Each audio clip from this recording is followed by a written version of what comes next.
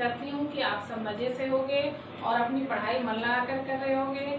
बच्चों, आज हम लोग होम साइंस का लेसन नंबर 7 के बारे में जानेंगे। आइए जानते हैं होम साइंस लेसन नंबर 7 में क्या है, हमें क्या जानना है। इसमें है बच्चों परिवार को उपलब्ध संसाधन, यानी हमारी फैमिली को जो संसाधन उपलब्ध होते हैं, रिसोर्स उपलब्ध होते हैं, उसके बारे में हमें जानना है कि संसाधन है क्या और यह कितने प्रकार का होता है, इसका क्या महत्व है, इसकी क्या विशेषताएं हैं और इसके उपयोग का सिद्धांत क्या है। इन बिंदुओं पर हम आज चर्चा करेंगे बच्चों। आइए सबसे पहले जानते हैं इसका परिचय। संसाधन क्या है।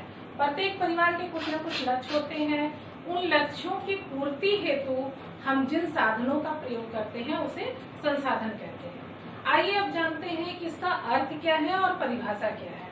तो बच्चों, अच्छे गृह प्रबंध का उद्देश्य परिवार की अधिकतम संतुष्टि के लिए पारिवारिक साधनों का उपयोग करना है। और इसका हम परिभाषा जानते हैं बच्चों कि गृह प्रबंध में गृहिणी की पारिवारिक साधनों का उपयोग ऐसी कुशलता के साथ करना पड़ता है जिससे निर्धारित लक्ष्यों की प्राप्ति हो सके। बच्चों, मैं आपको बताना चाहती हूँ कि सभी परिवार में संसाधन होते हैं, कुछ ना कुछ संसाधन होते हैं, कहीं थोड़ा ज्यादा होते हैं, कहीं थोड़ा कम होते हैं। लेकिन बहुत से परिवार ऐसे होते हैं जहाँ संसाधनों की कोई कमी नहीं होती, लेकिन कुशलता के अभाव में, जानकारी के अभाव में हम अपने लक्ष्य को सही ढंग से प्राप्त नहीं कर पाते हैं। लेकिन इसका ठीक विपरीत कुछ ऐसे परिवार होते हैं जहाँ संसाधनों की कमी होते हुए भी इतनी कुशल गृहिणी होती है, वहाँ के लोग इतनी कुशलता से कार्य करते हैं कि वो अपने सीमित साधनों के में भी अपने लक्ष्य को अच्छी तरह से प्राप्त कर लेते हैं। तो हमें भी उसी कुशलता होनी चाहिए, उतनी क्षमता होनी चाहिए कि हम साधनों का कम से कम इस्तेमाल करके अधिक से अधिक लक्ष्य को प्राप्त कर सके। तो बच्चों, हम जानते हैं कि साधनों की महत्व एवं विशेषताएं क्या है, इसकी खासियत क्या है। तो आइए जानते हैं कि समस्त साधन क्या होते हैं, उपयोगी होते हैं, यानी जितने भी साधन हैं सब यूजफुल होते हैं। उसका हम जरूरत है कि हमें कितनी कुशलता है, हम कितनी कुशलता से उस साधन का उपयोग कर रहे हैं। अब दूसरा है बच्चों, समस्त साधन क्या होते हैं, सीमित होते हैं, यानी जितने भी है खनिज पदार्थ हैं, ईंधन है, तेल है, जितने भी चीज है, खनिज पदार्थ, कोयला, सभी क्या है, सीमित है, उसका एक लिमिटेशन है।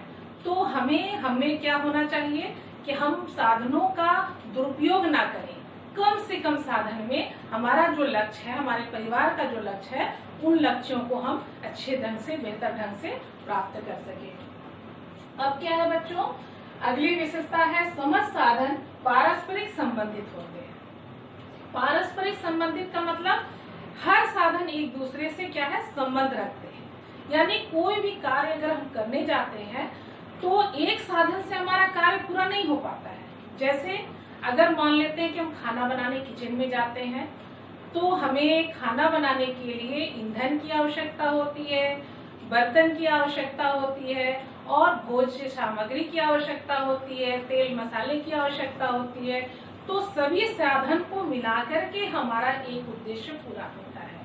तो इसी तरह से हम कोई भी कार्य करने जाते हैं तो किसी एक साधन से हमारा कार्य पूर्ण नहीं हो पाता है। एक कार्य को पूरा करने के लिए हमें कई साधन को जुटाना पड़ता है और एकत्रित करना पड़ता है। अब है बच्चों अगला विशेषता क्या है कि समस्त साधन का वैकल्पिक उपयोग है, यानी जितने भी साधन हैं उनका कई विकल्प है। यानी अगर मान लेते हैं कि मेरे पास एक शीशम की लकड़ी का टुकड़ा है, तो अब हमें डिसाइड करना है कि उस लकड़ी का हमको जलावन में इस्तेमाल करना है कि फर्नीचर बनाना है या मूर्ति बनाना है। तो डिपेंड करता है आपके निर्णय पर कि आपको उस साधन का प्रयोग किस मकसद के लिए करना है। तो इसका आपको निर्णय कार्य से पहले करना होगा। अब है बच्चों, साधनों का प्रतिस्थापन किया जा सकता है, यानी अगर कोई साधन है तो उसके जगह पर हम दूसरे साधन का इस्तेमाल करके अपने लक्ष्य को प्राप्त कर सकते हैं। जैसे कि एक उदाहरण देना चाहती हूँ कि एक गृहिणी है, एक कुशल गृहिणी वही होती है जो अपने परिवार का भोजन स्वयं बनाती है, अपने भाव से, अपने प्यार से और अपनी कुशलता के साथ। लेकिन अगर वहीं पर कोई काम बाहर जाकर के काम करने वाली कोई महिला है और उसके ऑफिस जाने का समय है और वो मतलब खाना बनाने में अभी सक्षम नहीं है, तो वो अपने परिवार के भोजन के लिए, पेट भरने के लिए वो या तो बाहर से बना बनाया नाश्ता मंगवा ले, धन लगा करके, पैसे को खर्च करके, या घर के नौकरों के मदद से वो नाश्ता तैयार कर ले। यानी धन लगा करके भी वो नाश्ता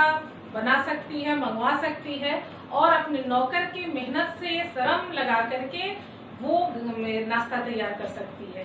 तो ये इस तरह से है कि प्रत्येक साधन का प्रतिस्थापन होता है, यानी एक साधन के अलावा दूसरा साधन को हम इस्तेमाल करके उस उद्देश्य को पूरा कर सकते हैं। अब है बिना व्यवस्थापन के साधनों का प्रयोग संभव नहीं है। जैसा कि मैंने पहले भी बताया बच्चों कि प्रत्येक परिवार में साधन उपलब्ध होते हैं, लेकिन जरूरत क्या है कि उन साधनों का सही व्यवस्थापन होना चाहिए, अरेंजमेंट सही होना चाहिए, ताकि हम कम से कम साधन में अपने लक्ष्य को प्राप्त कर सकें। फिर है जीवन स्तर साधनों के उचित प्रयोग पर निर्भर करता है। जीवन स्तर यानी लिविंग स्टैंडर्ड हमारा कैसा होगा, ये साधन के प्रयोग पर निर्भर करता है। जैसा कि मैंने पहले बताया कि बहुत से परिवार ऐसे होते हैं जिनके पास साधनों की कोई कमी नहीं होती, लेकिन उनके पास ज्ञान का अभाव होता है, कुशलता का अभाव होता है, जिसके कारण वो बहुत से साधन होते हुए भी अपने लक्ष्य को प्राप्त नहीं कर पाते हैं। और बहुत से परिवार ऐसे होते हैं कि जिनके पास साधनों की कमी होते हुए भी वो अपनी कुशलता से, अपने ज्ञान से कम साधन में वो अपने लक्ष्य को पूर्णतः प्राप्त कर लेते हैं। फिर है साधनों के उपयोग का सिद्धांत, यानी साधन का जो हम इस्तेमाल करेंगे उसका क्या सिद्धांत है, किस सिद्धांत पर हम उसका उपयोग कर सकते हैं। पहला है लक्ष्य निर्धारण। अगर हम किसी भी कार्य को करने चलते हैं बच्चों, तो सबसे पहले हमें ये पता होना चाहिए कि हमारा लक्ष्य क्या है, हमारा गोल क्या है। तो जब हमें अपने लक्ष्य के बारे में जानकारी रहेगी तभी हम उस पर कार्य कर सकते हैं आगे। फिर है नियोजन। उसके बाद हमें क्या करना है, प्लानिंग करना है कि उस लक्ष्य तक पहुंचने का हमारा क्या तरीका होगा। फिर है साधनों का एकत्रीकरण। नियोजन हो गया, हमारा प्लानिंग तैयार हो गया, उसके बाद क्या करेंगे कि हमारा लक्ष्य क्या है, उस हिसाब से हम साधन को एकत्र करेंगे, जमा करेंगे, एक जगह करेंगे। फिर है साधनों का व्यवस्थित करना, यानी सभी साधन को सही ढंग से सजाते हुए एक एक करके हम उसको व्यवस्थित करेंगे, ताकि हमें हमारे काम में किसी भी तरह की कोई रुकावट ना हो। फिर है निरीक्षण। जैसे हम सब कुछ कर लिए, व्यवस्थापन भी कर लिए, एकत्रित भी कर लिए साधनों का, उसके बाद क्या करेंगे, उसका निरीक्षण करेंगे। यानी जो कार्य हुआ, जैसे साधनों को हम एकत्रित किए, व्यवस्थित किए, तो क्या वो सही से व्यवस्थित हुआ है या नहीं हुआ, उसमें कुछ कमी है या ठीक है। तो इस तरह का हम निरीक्षण करेंगे। तो अगर कोई, हम इंसान है, इंसान से ही गलती हो सकती है, तो अगर कहीं त्रुटि है, कुछ गलती है, तो हम उसमें सुधार कर सकते हैं। फिर है क्रियान्वयन। अब इतना सारा कार्य करने के बाद हमें क्या करना है, उस प्लानिंग को एक्शन में लाना है, यानी उस पर काम शुरू कर देना है। फिर है संशोधन करना या समायोजन करना। अब अगर क्रियान्वयन के बाद हमें ध्यान रखना है तो उसमें कुछ चेंजिंग करना है या संशोधन करना है या उसमें समायोजन करना, यानी एडजस्टमेंट करना है। मान लेते हैं कि कुछ सामान बिगड़ गया है, ठीक है, तो उस चीज की जगह पर हम दूसरा उस साधन से दूसरा इस्तेमाल कर सकते, दूसरे काम के लिए इस्तेमाल कर सकते हैं, यानी उसको एडजस्टमेंट कर लेते हैं। फिर है बच्चों लास्ट में मूल्यांकन। सारे कार्य होने के बाद हमें लास्ट में मूल्यांकन करना आवश्यक है। इसलिए आवश्यक है कि ताकि हम जान सकें कि जो क्रिया हम किए या जो साधन का हम प्रयोग किए, जो एक्शन किए, तो उसमें कहाँ तक हमें सफलता मिली और कहाँ हमें आगे सतर्क रहने की आवश्यकता है। इसलिए मूल्यांकन बहुत जरूरी है।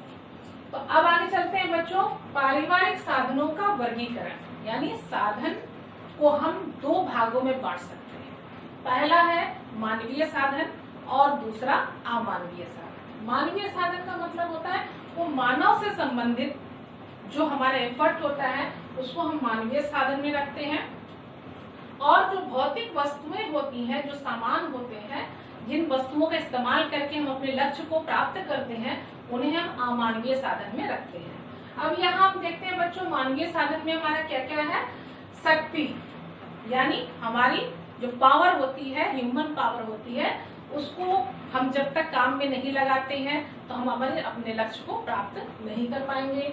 समय, हमें अपने काम को पूरा करने के लिए समय भी लगाना पड़ता है। उसमें 1 घंटा भी हो सकता है, 1 दिन भी हो सकता है, 1 सप्ताह भी हो सकता है और पूरा जीवन भी हो सकता है।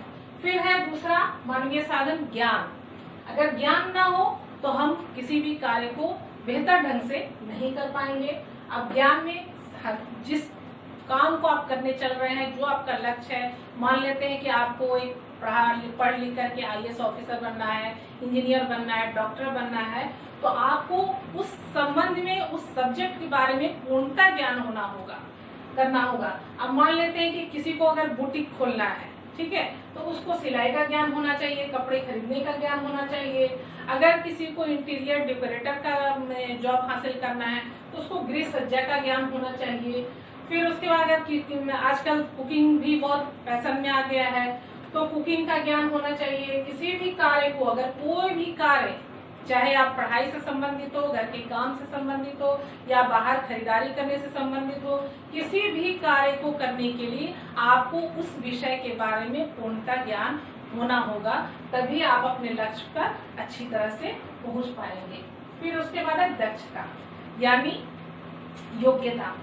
किसी भी कार्य करने के लिए आप में उस चीज की योग्यता होनी चाहिए, एबिलिटी होनी चाहिए, तब आप उस कार्य में महारत हासिल कर सकते हैं। जैसे अगर मान लेते घर का ही काम करना है, कुकिंग करना है, तो आपको कुकिंग में पूरी तरह से जानकार होना होगा, सिलाई कटाई में दक्ष होना होगा, तभी आप एक टेलरिंग का काम अच्छे ढंग से कर सकते हैं। फिर आपको बौद्धिक गतिविधियां यानी आपको दिमागी रूप से पूरी तरह से परिपक्व होना होगा, हर फील्ड के बारे में आपके पास जानकारी होनी चाहिए। फिर है अभिरुचियां। अभिरुचियों का मतलब होता है यानी आपका इंटरेस्ट, आपका जिस फील्ड में इंटरेस्ट होगा आप उस फील्ड में बेहतर काम कर सकते हैं। अब जैसे मान लेते हैं कि गार्डनिंग हुआ, तो उसमें अगर आप अच्छी तरह से अपनी गार्डन को सजाना चाहते हैं तो आपको बागवानी में अगर रुचि है तो आप बहुत अच्छे से गार्डनिंग कर सकते हैं। संगीत की रुचि, नृत्य की रुचि, भोजन पकाने की रुचि, अगर पढ़ाई में आपको साइंस में रुचि है तो आप साइंस बैकग्राउंड में अच्छा कर सकते हैं। आर्ट्स सब्जेक्ट में अगर रुचि है तो आप आर्ट्स में अच्छा कर सकते हैं। तो इस तरह से रुचि बहुत ही महत्व रखता है संसाधन में। फिर है अभिवृत्तियां यानी एटीट्यूड, समय के साथ साथ बदलने की इच्छा। यानी समय हम लोग सब जानते हैं समय क्या है, परिवर्तनशील है, तो हमें भी ये एबिलिटी होनी चाहिए कि हमें समय के साथ साथ परिवर्तित होने का हमें एबिलिटी होनी चाहिए। जैसे कि अभी बहुत ही जीता जागता उदाहरण है कि अब तक हम लोग किताब से पढ़ाई कर रहे थे, किताबी ज्ञान हासिल कर रहे थे, लेकिन आजकल सारा कार्य जितना भी है, चाहे बच्चों की पढ़ाई है, चाहे कार्यालय का कार्य है, ऑफिस का कार्य है, ठीक है, किसी भी तरह का बिल भुगतान है, सब हम लोग क्या कर रहे हैं, ऑनलाइन कर रहे हैं, कंप्यूटर के माध्यम से, लैपटॉप के माध्यम से, मोबाइल के माध्यम से। तो हम लोग समय के हिसाब से परिवर्तित हो रहे हैं, इसी तरह से हर इंसान में होनी चाहिए। अब आते हैं बच्चों अमानवीय साधन में, यानी वस्तुएं, जिन वस्तुओं का इस्तेमाल करके हम अपने लक्ष्य को प्राप्त करते हैं उसके बारे में जानते हैं। अब इसमें है भौतिक वस्तुएं, यानी जिन वस्तुओं का इस्तेमाल करके हम काम अपना पूरा करते हैं। जैसे अगर बच्चे हैं, पढ़ाई करने वाले बच्चे हैं तो उनके लिए पुस्तक बहुत ही महत्व रखता है। फिर है भोजन, वस्त्र, मकान, फर्नीचर, फिर उसके बाद आपका हो गया फ्रिज है, टीवी है, मिक्सर ग्राइंडर है। तो इन सभी वस्तुओं का इस्तेमाल करके हमारा कार्य क्या हो जाता है, आसान हो जाता है, हमारे समय की बचत होती है, श्रम की बचत होती है, ठीक है। तो ये आपका सारा साधन हो गया अमानवीय साधन के अंतर्गत आता है। अब अमानवीय साधन में बच्चों क्या आएगा, मुद्रा यानी मनी। इसमें आ सकता है आपका धन, प्रॉपर्टी और आपकी कमाई यानी वेतन, ये भी आपका आ गया अमानवीय साधन में। अब उसके बाद क्या आता है, सामुदायिक सुविधाएं, यानी ऐसा सुविधा, ऐसी चीज जो पूरे समुदाय के लिए काम आती है। पहला है सड़क, सड़क क्या है, इस पर सारे जितने भी समुदाय के लोग हैं सब लोग चलते हैं, सबको आसानी होती है, सबको फैसिलिटी मिलती है। पार्क है, ये भी सार्वजनिक है, तो इसका भी फायदा सारे लोग मिलकर उठाते हैं। पुस्तकालय है, लाइब्रेरी, यातायात सुविधाएं और बाजार में सारे लोग मार्केटिंग करने जाते हैं। तो ये सारे साधन जो भी हैं ये आपके अमानवीय साधन के अंतर्गत आए और इधर जो है आपका मानवीय साधन के अंतर्गत आता है। बच्चों, अब तक तो आप लोगों को पूरी तरह से स्पष्ट हो गया होगा कि संसाधन क्या है और इसका किस प्रकार से हम इस्तेमाल करके अपने लक्ष्य को प्राप्त कर सकते हैं। तो ये लेसन बच्चों उम्मीद करती हूँ कि आप लोगों को पूरी तरह से समझ में आ गया होगा और इससे संबंधित जितने भी प्रश्न उत्तर हैं बच्चों मैं डिस्क्रिप्शन बॉक्स में डाल रही हूँ, वहां से आप नोट करके अपनी कॉपी में नोट कर सकते हैं, नोटबुक तैयार कर सकते हैं। और इस चैनल को आप अधिक से अधिक लाइक करिए, शेयर करिए, सब्सक्राइब करिए ताकि ज्यादा से ज्यादा लोग इस विषय की जानकारी हासिल कर सकें।